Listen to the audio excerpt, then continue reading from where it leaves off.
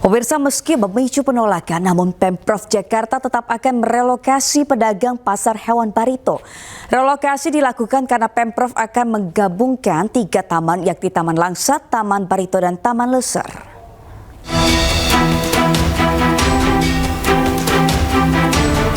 Sejumlah pedagang di Jalan Barito, Jakarta Selatan memilih bertahan dan menolak relokasi. Mereka beralasan belum ada surat resmi dari Pemprov Jakarta. Selain pedagang burung, terdapat juga pedagang buah dan aneka ragam makanan yang masih menjajakan dagangannya. Mereka memilih untuk tidak mengosongkan kiosnya. Sementara itu, Gubernur DKI Jakarta Pramono Anung menyebut relokasi pasar Barito akan jalan terus. Pedagang pun telah menandatangani persetujuan untuk pindah pada tanggal 3 Agustus. Ketika pemerintah Jakarta sudah memutuskan dan kami mempersilahkan Wali Kota Jakarta Selatan dan jajarannya sudah melakukan sosialisasi, sebenarnya sudah berlangsung cukup lama.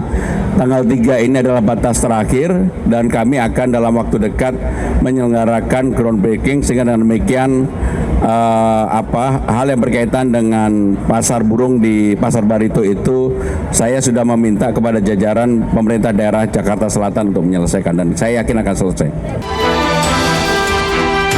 Relokasi pedagang burung di Jalan Barito dilakukan lantaran adanya proyek penggabungan Taman Ayudhya, Taman Langsat, dan Taman Leser. Nantinya taman ini akan bebas dari aktivitas jual beli. Tim Liputan iNews melaporkan. Seorang ibu di Lumajang, Jawa Timur meninggal dunia saat menyaksikan karnaval Sonhoreg. Pemerintah daerah setempat mengaku akan mengatur hiburan Sonhoreg agar tidak mengganggu warga dan membahayakan kesehatan.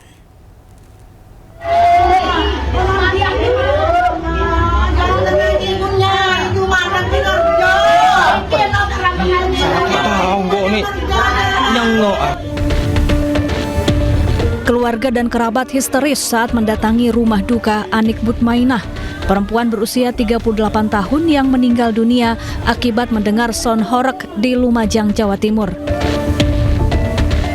Korban menonton karnaval Sonhoreg dalam rangka HUT Kemerdekaan RI. Saat merekam pertunjukan Sonhoreg, volume suara semakin kencang dan tiba-tiba korban tersungkur hingga tak sadarkan diri. Korban langsung dibawa ke Rumah Sakit Umum Pasirian, namun nyawanya tidak dapat diselamatkan. Menurut keluarga, korban tidak memiliki riwayat penyakit dan dalam kondisi sehat saat menyaksikan karnaval.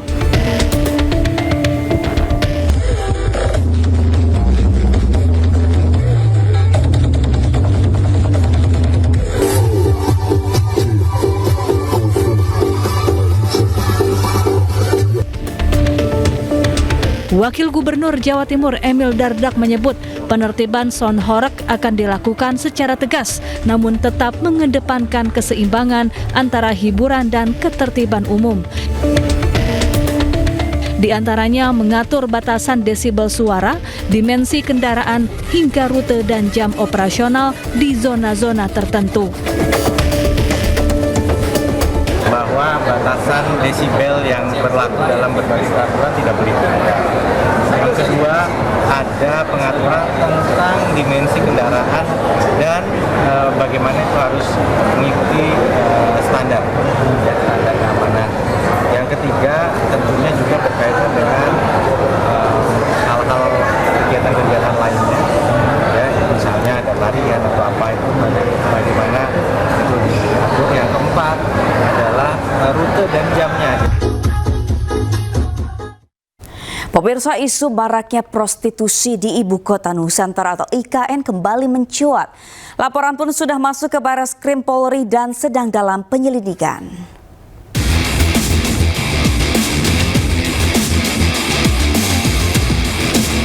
Kabar adanya praktik prostitusi di sekitar wilayah Ibu Kota Nusantara menjadi sorotan publik.